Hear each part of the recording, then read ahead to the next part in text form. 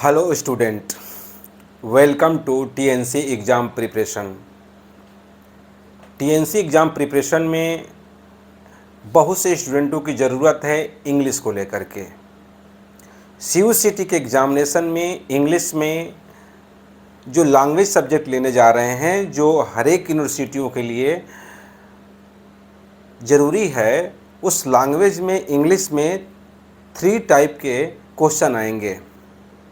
पहले टाइप का जो क्वेश्चन आएगा वो होगा आपके ग्रामर से क्वेश्चन आएंगे, जिसमें narration, passive voice, active voice से लेकर के सारे ग्रामर रहेंगे।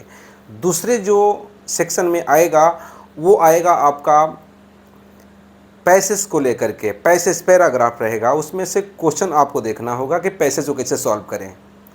उसके बाद जो थर्ड स्टेप आएगा वो होगा वर्ड पावर के लिए, वोकैब के लिए, जिसमें synonyms, antonyms, one word substitution, idiom, phrases, miss spelled के क्वेश्चन आने वाले हैं। आपके 50 क्वेश्चन आएंगे और 40 क्वेश्चन करना होगा। सीयूईटी के एग्ज़ाम में 10 क्वेश्चन आपका एक्स्ट्रा देने वाले हैं, इसलिए ये एनटीए जो पेपर लेने जा रहा है इस पर आप विशेष फोकस करेंगे। और हमारे जो टीचर हैं वो बहुत ही एक्सपीरियंस टीचर हैं, जो आपको इस चैनल पे उन बच्चों को जो चाहते हैं कि मेरा कंसेप्ट बिल्कुल क्लियर हो जाए और हम आगे की तरफ बढ़ें, तो वो आप एक्टिव पैसिव में हमारे राय सर द्वारा जो अब बताया जा रहा है उसको आप ध्यान दीजिएगा और बेस्ट आपका सारे कंसेप्ट क्लियर होने वाले हैं। Welcome to TNC exam preparation. आज आप लोगों को हम वॉइस के बारे में बताने जा रहे हैं। वॉइस, चाहे आप कोई भी तैयारी कर रहे हैं, वॉइस ज़रूर आता है।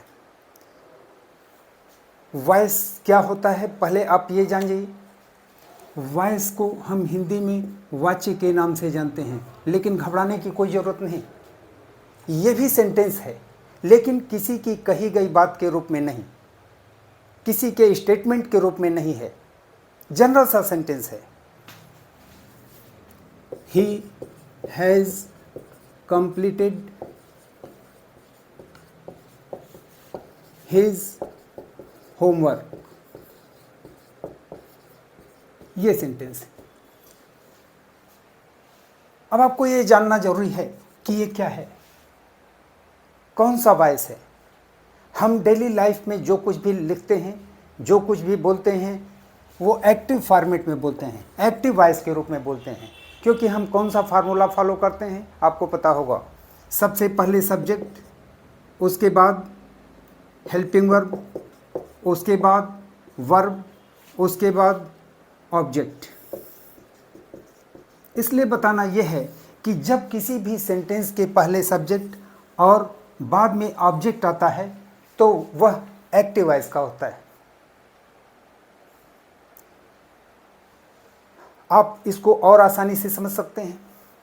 ये दिया गया सेंटेंस है, इसमें सब्जेक्ट ही पहले है, कैसे मालूम होगा?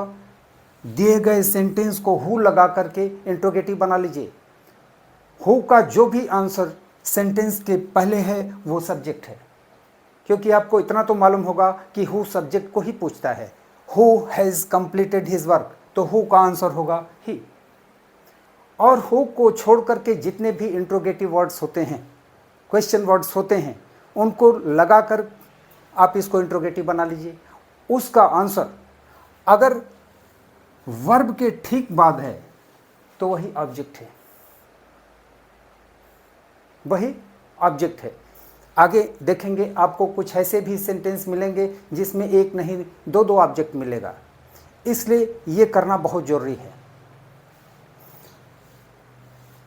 तो he has completed his homework, subject, helping verb, verb और ऑब्जेक्ट, इस फॉर्मेट को हमने फॉलो किया, यानी हमने एक्टिव वॉइस में लिखा। जब एक्टिव वॉइस को आप पैसिव वॉइस में बदलते हैं तो एक चीज़ का ध्यान देना होगा कि हम जो भी चेंजेस करेंगे वो इस तरह से करेंगे कि दोनों का अर्थ सेम रहे, अर्थ नहीं बदलना चाहिए। जो एक्टिव की मीनिंग है वही पैसिव की मीनिंग होनी चाहिए। अब बहुत ज़्यादा आपका समय नहीं लेंगे, सीधे पॉइंट पर आते हैं। जब हम एक्टिव को पैसिव में चेंज करते हैं तो 3 ऐसे नियम हैं जिसको आपको हमेशा फॉलो करना होगा। नंबर 1, एक्टिव वॉइस का सब्जेक्ट पैसिव वॉइस का ऑब्जेक्ट बनेगा। नंबर 2, ये इसी का एक पार्ट है, ऑब्जेक्ट सब्जेक्ट बनेगा।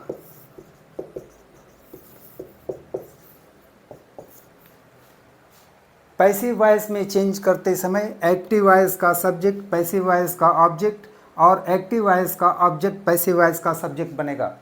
दूसरी चीज, हेल्पिंग वर्ब तो बदलता रहेगा अकॉर्डिंग टू टेंस। चाहे हेल्पिंग वर्ब जो भी हो, हमेशा आप वर्ब का थर्ड फॉर्म लगाएंगे।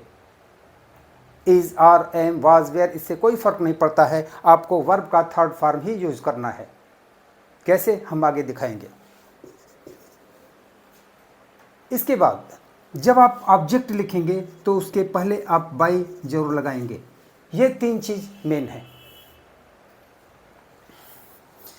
अब सवाल ये उठता है कि टेंस कितने होते हैं? आप यही कहेंगे 3 होते हैं। सही, इन तीनों के 4-4 पार्ट भी होते हैं, कुल मिलाकर के 12 सब टेंस हुए।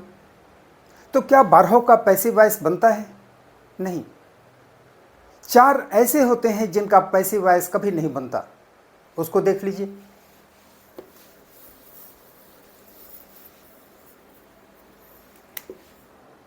Present perfect continuous. दूसरा पास्ट परफेक्ट कॉन्टिन्यूअस। तीसरा फ्यूचर परफेक्ट कॉन्टिन्यूअस और चौथा है फ्यूचर कॉन्टिन्यूअस।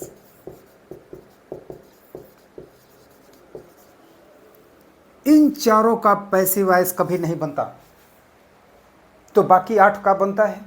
वो कैसे, आप देखें।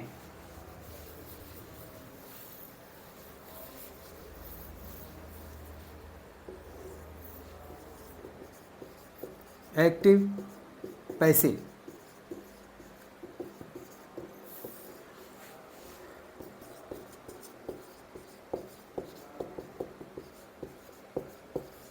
अगर सेंटेंस एक्टिव वॉइस का है, प्रेजेंट इंडेफिनिट टेंस का है, तो पैसिव वॉइस में चेंज करते समय हेल्पिंग वर्ब हो जाएगा इज, और या एम, और इसके साथ वर्ब का थर्ड फॉर्म लगाएंगे। अगर सेंटेंस एक्टिव वॉइस का है और प्रेजेंट कंटिन्यूअस का है, तब आपका हेल्पिंग वर्ब हो जाएगा इज बीइंग, और बीइंग, या एम बीइंग, और इसके साथ वर्ब का थर्ड फॉर्म। अगर सेंटेंस एक्टिव वॉइस का है, प्रेजेंट परफेक्ट टेंस है,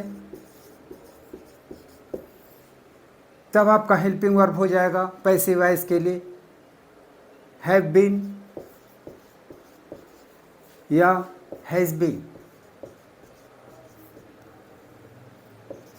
हैव बीन या हैज बीन, और इसके साथ वर्ब का थर्ड फॉर्म। यही हमने आपको अभी बताया था कि हमेशा वर्ब का थर्ड फॉर्म ही आप लिखेंगे, हेल्पिंग वर्ब बदलता रहेगा।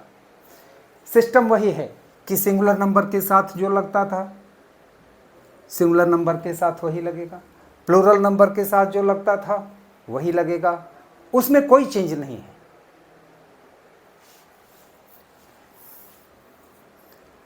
प्रेजेंट परफेक्ट कंटिन्यूअस टेंस का होता नहीं। अब देखिए पास्ट इंडेफिनिट, अगर सेंटेंस पास्ट इंडेफिनिट का है, तब पैसिव वॉइस के लिए आपका हेल्पिंग वर्ब हो जाएगा वाज या वेयर, और इसके साथ वर्ब का थर्ड फॉर्म। अगर सेंटेंस पास्ट कंटिन्यूअस है, तब आपका हेल्पिंग वर्ब पैसिव वॉइस के लिए हो जाएगा वाज बीइंग या वेयर बीइंग। वर्ब का थर्ड फॉर्म। अगर सेंटेंस पास्ट परफेक्ट का है तब पैसिव वॉइस के लिए आपका हेल्पिंग वर्ब हो जाएगा हैड बीन, इसके साथ वर्ब का थर्ड फॉर्म।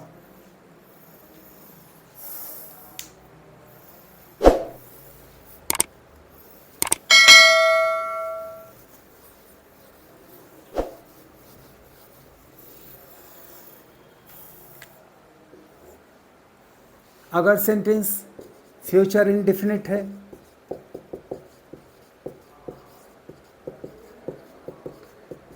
तब पैसिव वॉइस के लिए आपका हेल्पिंग वर्ब हो जाएगा विल बी या शैल बी, इसके साथ वर्ब का third form. Future continuous tense का होता नहीं। अगर फ्यूचर परफेक्ट होगा तब आपका हेल्पिंग वर्ब हो जाएगा विल हैव बीन या शैल हैव बीन।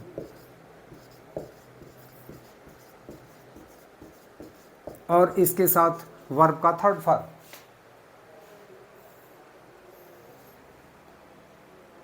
ये पहला है। ये जो चार्ट नंबर 1 है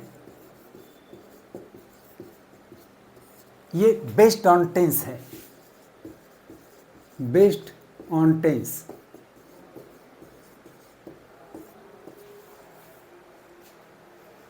अब चार्ट नंबर 2 देखिए।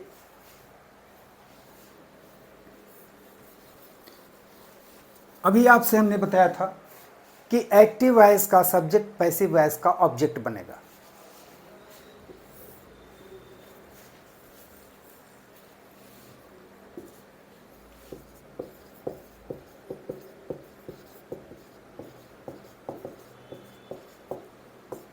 एक्टिव वॉइस के नीचे लिखे हुए अगर शब्द हैं सब्जेक्ट के रूप में तो पैसिव वॉइस के नीचे लिखे हुए ऑब्जेक्ट के रूप में होगा। ही अगर है तो ऑब्जेक्ट होगा हिम, सी है तो होगा हर, वी है तो बनेगा अस, आई है तो बनेगा मी, दे है तो बनेगा देम, और यू है तो रहेगा यू।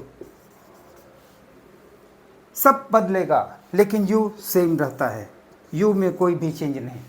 बताना यह है कि यू सब्जेक्ट का काम कब करता है, जब ये हेल्पिंग वर्ब या वर्ब के पहले रहता है तो सब्जेक्ट का काम करता है, और जब वर्ब के बाद यू आता है तो ये ऑब्जेक्ट का काम करता है। बस इतना सा इसमें टेक्निकल पॉइंट है।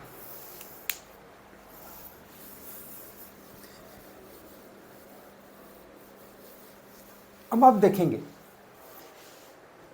सेंटेंस के आधार पर हम पैसिव वॉइस बनाते हैं। अगर सेंटेंस एसर्टिव है तो कैसे बनेगा? एसर्टिव आप जानते ही होंगे, इसके 2 पार्ट होते हैं, अफर्मेटिव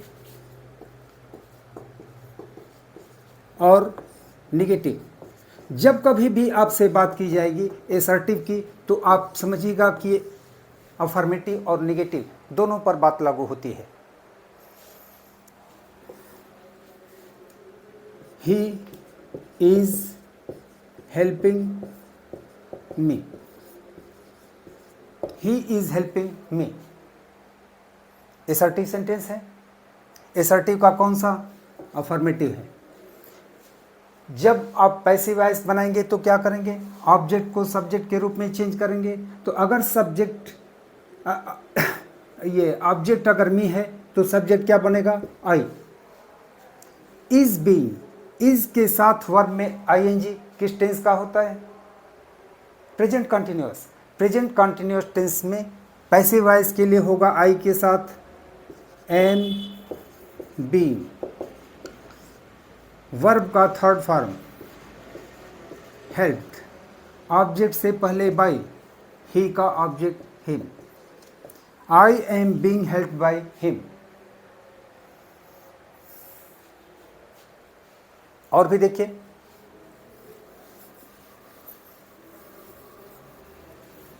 शी हैज कंप्लीटेड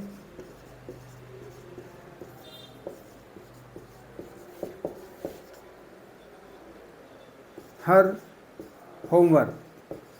मान लीजिए अगर सेंटेंस ये है तो ये भी असर्टिव है, ये भी असर्टिव का अफर्मेटिव पार्ट है। ऑब्जेक्ट क्या है? Her homework. इसको आप सब्जेक्ट बनाएंगे, हर होमवर्क हैज़ के साथ वर्ब का थर्ड फॉर्म है, प्रेजेंट परफेक्ट टेंस है। तो पैसिव वॉइस के लिए आपका हेल्पिंग वर्ब क्या होगा? या तो हैज़ बीन या तो हैव बीन। अब डिपेंड करता है नेचर ऑफ सब्जेक्ट पर। सब्जेक्ट क्या है? Her homework, singular number. तो सिंगुलर नंबर के लिए आप लगाएंगे has been. Third form of the verb पहले से लिखा हुआ है, कंप्लीटेड बाय सी का ऑब्जेक्ट हो जाएगा her. Her homework has been completed by her. लेकिन स्टूडेंट्स, कभी कभी कुछ ऐसे सेंटेंसेस आते हैं जिसमें इस फार्मूला से थोड़ा सा अलग हटना पड़ता है। जैसे people admire the brave. Object क्या है? The brave. इसको आप बनाएंगे subject, the brave. People plural number है। प्लूरल नंबर के साथ बिना हेल्पिंग वर्ब के वर्ब का फर्स्ट फॉर्म किस टेंस में होता है? प्रेजेंट इंडेफिनिट में। Present indefinite. अब आपका हेल्पिंग वर्ब क्या लगेगा? इज आर एम में से ही देखना है। द ब्रेव प्लूरल नंबर है। प्लूरल नंबर के लिए होगा हेल्पिंग वर्ब आर। वर्ब का थर्ड फॉर्म हो जाएगा एडमायर्ड। बाय पीपल लिखना जरूरी नहीं है। क्यों? क्योंकि ये अंडरस्टूड है। अंडरस्टूड है। आप दूसरे शब्दों में कह सकते हैं कि अननेसेसरी वर्ड में आ जाएगा, क्योंकि इतने से सेंटेंस का अर्थ निकल जा रहा है। बहादुरों की प्रशंसा की जाती है।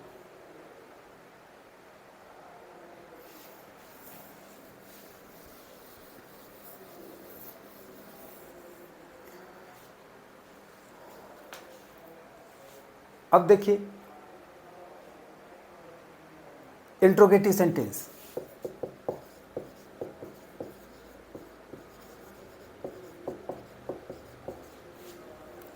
इंट्रोगेटिव सेंटेंस में क्या होगा? ये आप जानते हैं कि दो तरह का इंट्रोगेटिव होता है। पहला beginning of sentence helping verb से होता है। Has he finished his work. Has he finished his work interrogative है। पहले हेल्पिंग वर्ब लगा है, देख रहे होंगे।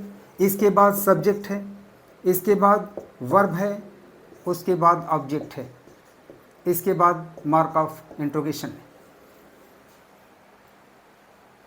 बताना यह है कि जब इंट्रोगेटिव सेंटेंस को पैसिव वॉइस में बदलते हैं तो जिस तरह का इंट्रोगेटिव होगा उसी तरह का इंट्रोगेटिव आपको भी बनाना होगा। तो beginning of sentence helping verb से है तो आपको भी हेल्पिंग वर्ब पहले लिखना होगा। लेकिन प्रॉब्लम आएगी, हैज के साथ third form of the verb है, प्रेजेंट परफेक्ट है, तो अब हेल्पिंग वर्ब या तो होगा हैज बीन या हैव बीन। ये हेल्पिंग वर्ब अकेले नहीं है, दो शब्दों से मिलकर के बना है। जब दो शब्दों से मिलकर के हेल्पिंग वर्ब बना होता है तो आप पहले पूरा नहीं लिख पाएंगे, गलत हो जाएगा। ऐसे कंडीशन में first part of the helping verb आप पहले लिखेंगे और second part of the helping verb subject के बाद लिखेंगे। ऑब्जेक्ट क्या है? हिज वर्क, सिंगुलर नंबर का है तो आपको लगाना पड़ेगा हैज बीन। तो इसका पहला भाग आपका होगा हैज, इसके बाद सब्जेक्ट होगा हिज वर्क, सब्जेक्ट के बाद लिखेंगे been. Third form of the verb पहले से मिला हुआ है, his work has been finished by him.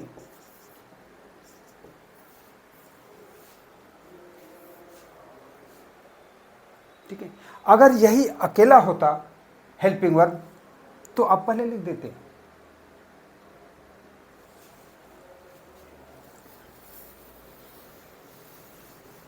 दूसरी चीज, वो इंट्रोगेटिव सेंटेंस होते हैं जो क्वेश्चन वर्ड से यानी इंट्रोगेटिव वर्ड से बने होते हैं।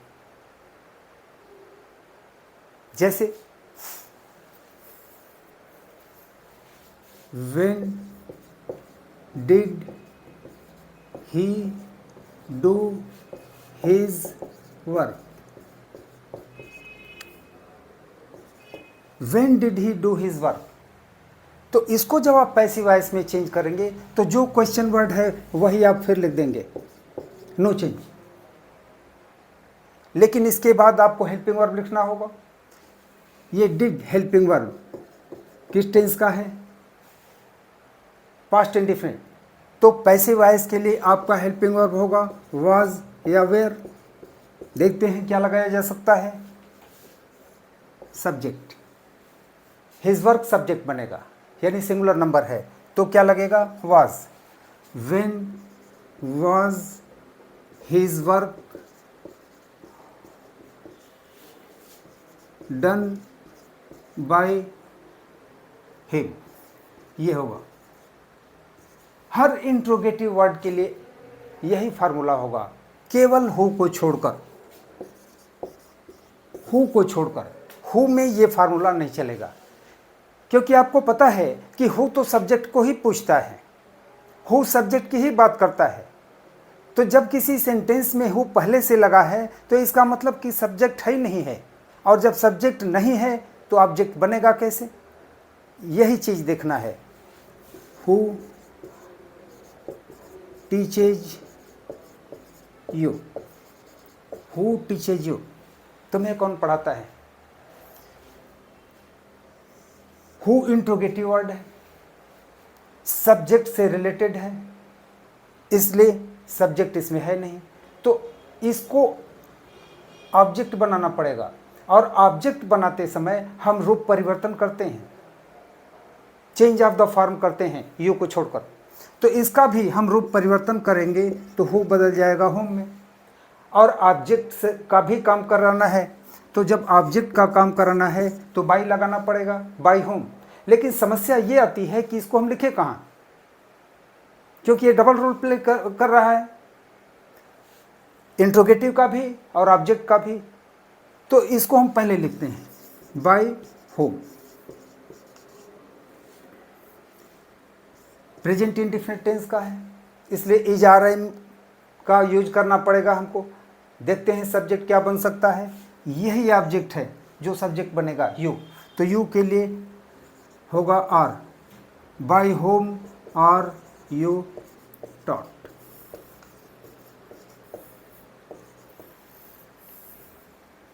एक चीज आपको हमने थोड़ी देर पहले बताया था कि किसी सेंटेंस में दो ऑब्जेक्ट भी आ सकते हैं। जैसे इसी सेंटेंस को देखा जाए, हु टीचेज यू हिंदी, तो यहां तो दो ऑब्जेक्ट हैं, यू भी ऑब्जेक्ट है, हिंदी भी ऑब्जेक्ट है। मेन ऑब्जेक्ट आप किसको मानेंगे? तो मेन ऑब्जेक्ट उसको माना जाता है जो वर्ब के ठीक बाद होता है, ये मेन ऑब्जेक्ट है। तो अगर आप इसको मेन ऑब्जेक्ट मान के चलते हैं तो होगा by whom are you taught Hindi.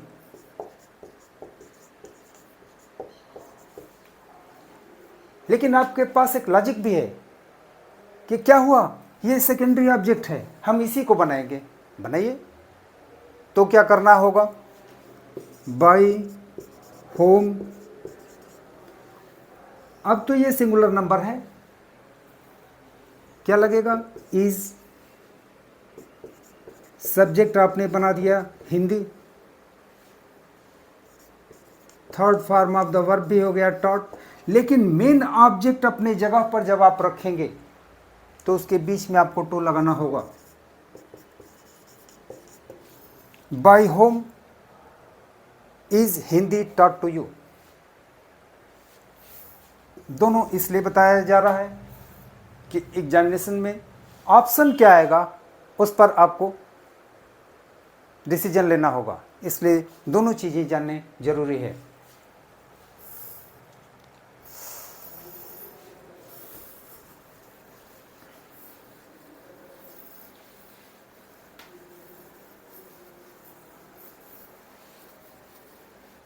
इस तरह के सेंटेंसेस एसर्टिव में भी आते हैं।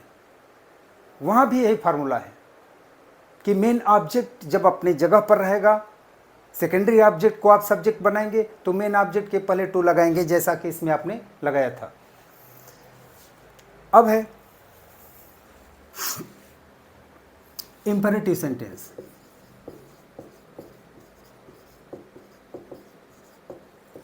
इंपेरेटिव सेंटेंस, इंपेरेटिव सेंटेंस आप जानते हैं दो तरह का होता है। एक होता है पॉजिटिव इंपेरेटिव, दूसरा होता है निगेटिव इंपेरेटिव।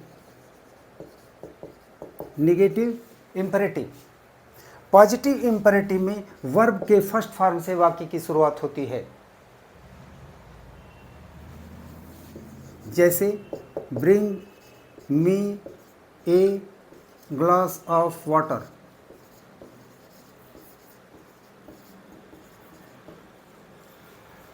और निगेटिव इंपेरेटिव में हमेशा डो नॉट से वाक्य की शुरुआत होती है। Don't make a noise.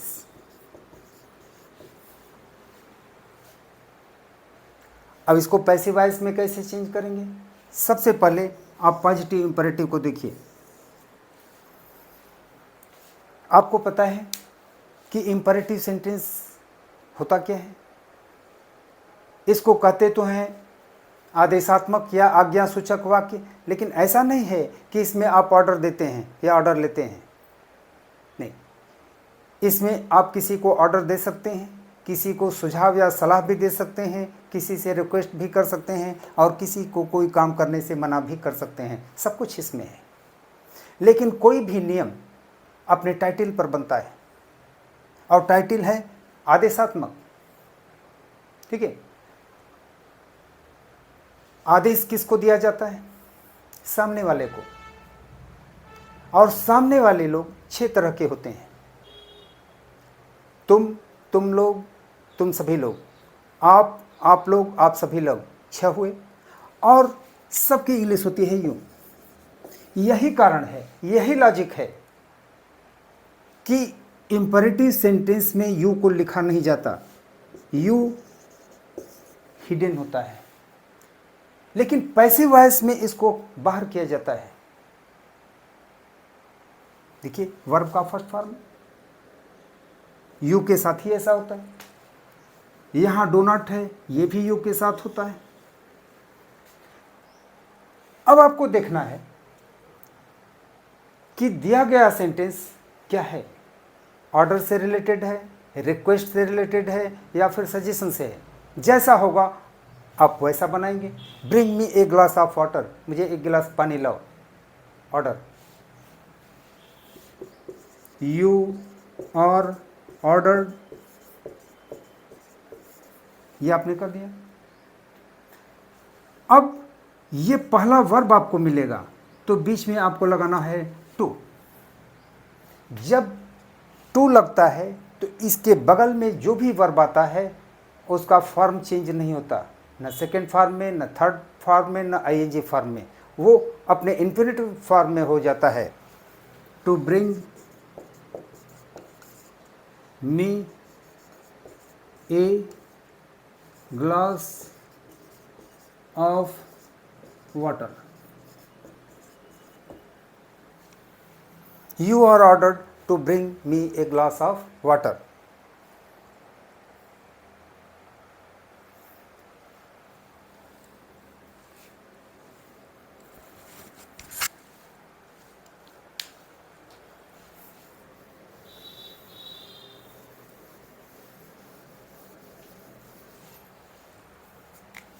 Please help me. ये क्या है? प्लीज़ आप कब बोलते हैं? जब आप किसी से रिक्वेस्ट करते हैं। तो यहाँ पर हो जाएगा you are requested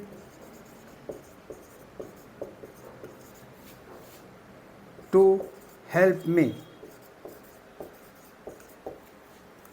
to help me.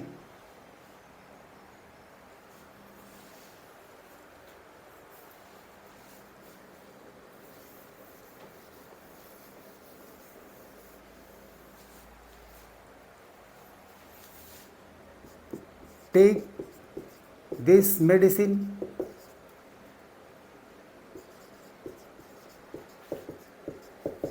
Regularly, take this medicine regularly.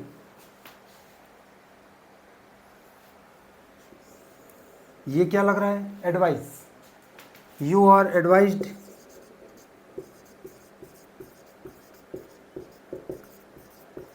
To take this medicine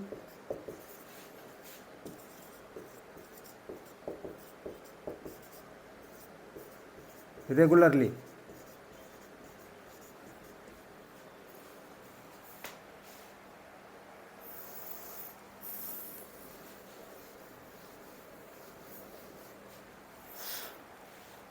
अब डोंट वाले को देखिए, don't make a noise, don't make a noise, ये ऑर्डर है। यू आर ऑर्डर्ड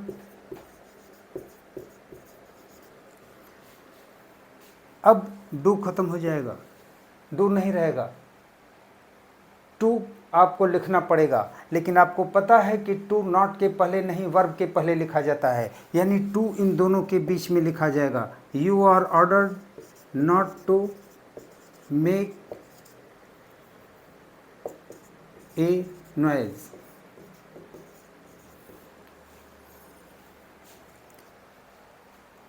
अब आप जानिए डोंट का काम क्या है। डोंट मना करता है कोई काम करने से, और इंग्लिश में एक वर्ड होता है फॉरबिड, इसका भी मतलब होता है मना करना। तो जब डू इसमें से हट ही रहा है तो क्यों ना नॉट को भी हटाने की व्यवस्था की जाए।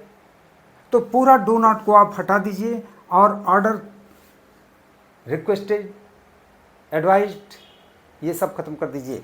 क्या हो जाएगा? फॉरबिड। ये केवल डू नॉट के केस में होगा भाई। You are forbidden to make a noise.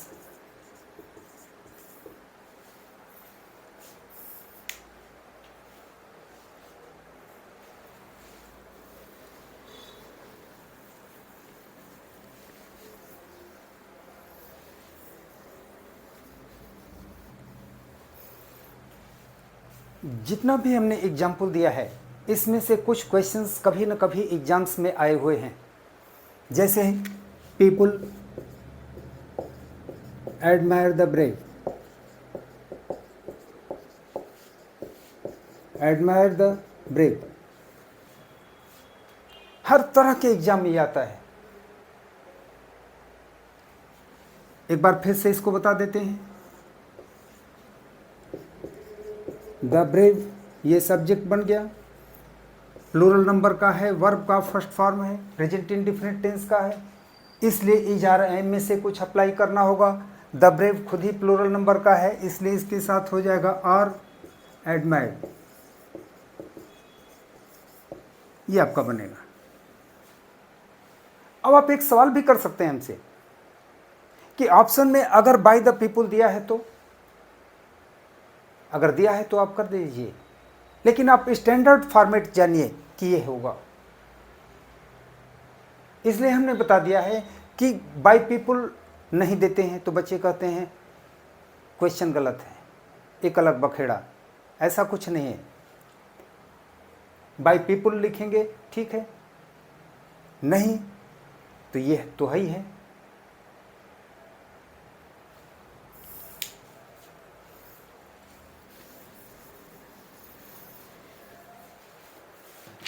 अब देखिए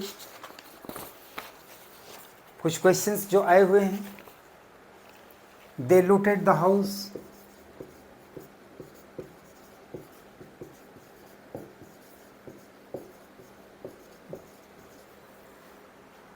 and took away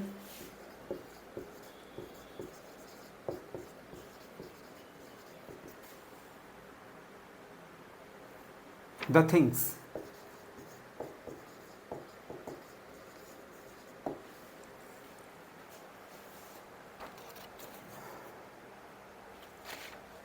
दो पार्ट में दे दिया, एंड लगा करके दो सेंटेंस को जोड़ दिया। पहला दे लूटेड द हाउस, और उसी में टुक अवे द थिंग्स, इसमें भी दे कहीं ना कहीं है, क्योंकि आपको मालूम होगा कि and same type of things को जोड़ता है। सेम टाइप ऑफ सेंटेंस हो सकते हैं, सेम टाइप ऑफ ऑब्जेक्ट हो सकते हैं, सेम टाइप ऑफ सब्जेक्ट हो सकते हैं, जो भी होगा सेम टाइप का होगा, एंड होता है। तो जो पहले है वो पहले लिखेंगे। इसमें क्या है? Object the house,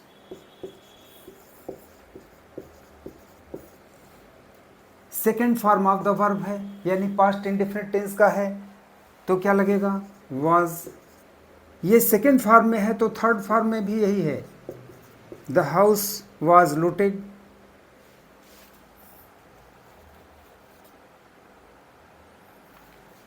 and the things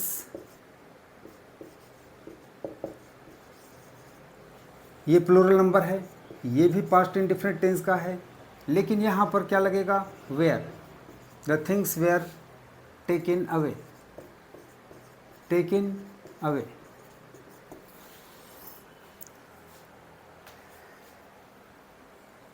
जैसा कि हमने आपको बताया था कि जहाँ पर अंडरस्टूड होता है वहाँ पर ऑब्जेक्ट नहीं बनता है। पीपल एडमायर द ब्रेव में उसी तरह से इसका भी है। यहाँ पर ऑप्शन कहीं भी बाय देम नहीं दिया है। तो जब आपकी प्रैक्टिस रहेगी तो आप ये कर पाएंगे, नहीं तो तलाश करेंगे। और अगर गलत तरीके से कहीं दे दिया है तो सोचेंगे देम दिया है, इसका मतलब यही वाला सही है। अब बाकी पहले वाला कुछ भी गलत है, आप अननेसेसरी निशान लगा करके चले आते हैं।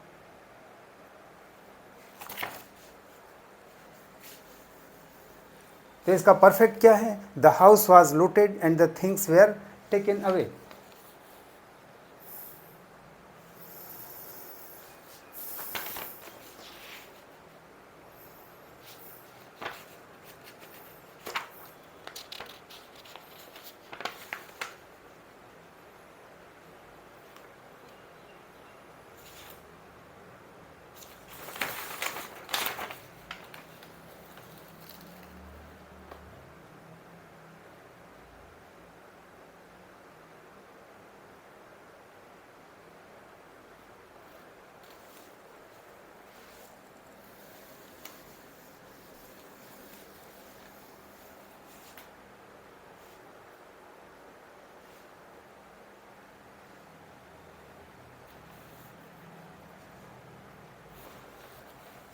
No one told me about it, about it, ये भी क्वेश्चन आया हुआ है, अक्सर इस तरह का भी आता है। तो ऑब्जेक्ट क्या है? मी बनेगा आई, वर्ब का सेकेंड फॉर्म है तो इसके साथ आएगा वाज,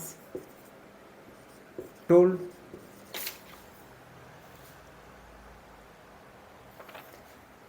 अब इसको आपको हटाना है। नो वन टोल्ड अबाउट मी,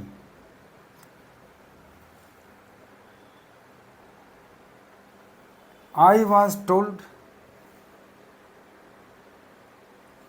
अब इसको क्या लगाना है बीच में? नॉट टोल्ड,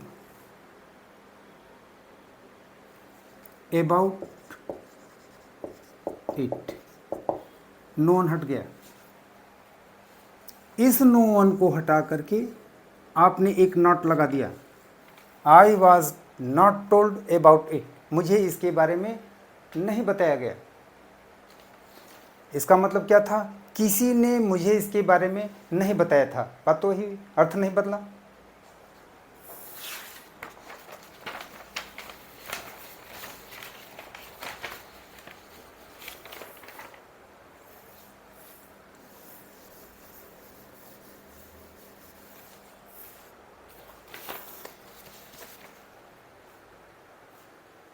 ऐसा नहीं है कि एक्टिव टू पैसिव ही आता है, पैसिव टू एक्टिव भी आता है। तो जो आप किए हैं उसका ठीक अपोजिट आपको करना पड़ेगा।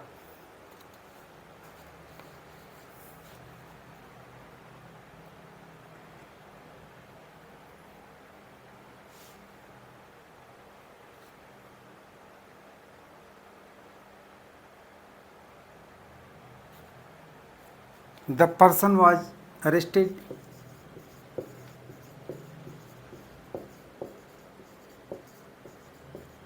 The person was arrested and sent to jail. Sent to jail. ये देखिए पैसिव वॉइस का है, इसको एक्टिव में चेंज करना है। तो आपको सब्जेक्ट की तलाश करनी पड़ेगी। कहीं भी बाय करके ऑब्जेक्ट नहीं दिया है, तो क्या हो सकता है सब्जेक्ट? पुलिस, क्योंकि अरेस्ट करना और जेल भेजना ये काम पुलिस का है। आपको लिखना होगा पुलिस वाज के साथ third form of the verb है। ये कब होता है? जब active voice past indefinite tense का हो, यानी सब्जेक्ट के साथ जो वर्ब होगा वो सेकंड फॉर्म में होगा। पुलिस अरेस्टेड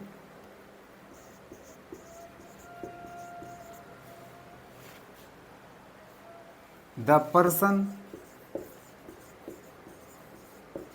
and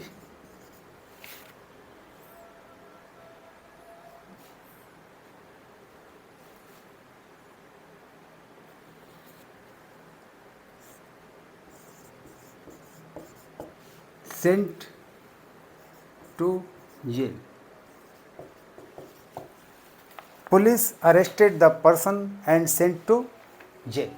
ये एक्टिव वॉइस में होगा।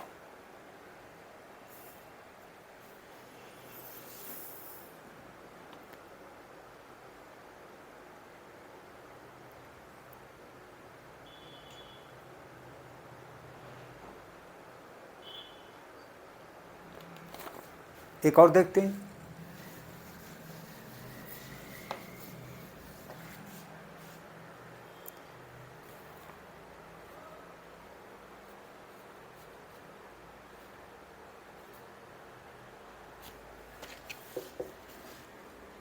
You will be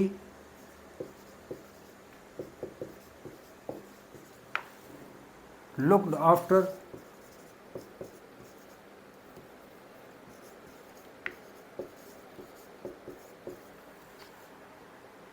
by your brother।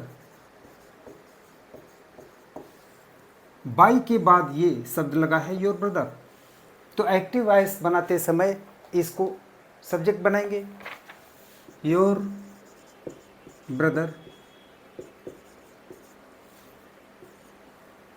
अब विल बी है, ये कब होता है?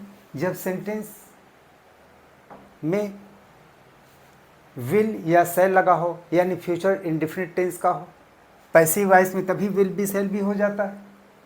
जब पैसिव वॉइस में विल बी या सेल भी लगा होता है तो इसका मतलब इसका एक्टिव वॉइस किस में रहा होगा? फ्यूचर इंडेफिनिट टेंस में रहा होगा। और फ्यूचर इंडेफिनिट टेंस का हेल्पिंग वर्ब विल या सेल होता है, तो योर ब्रदर के साथ हो जाएगा विल, बी खत्म हो जाएगा, इसका फर्स्ट फॉर्म हो जाएगा your brother will look after you.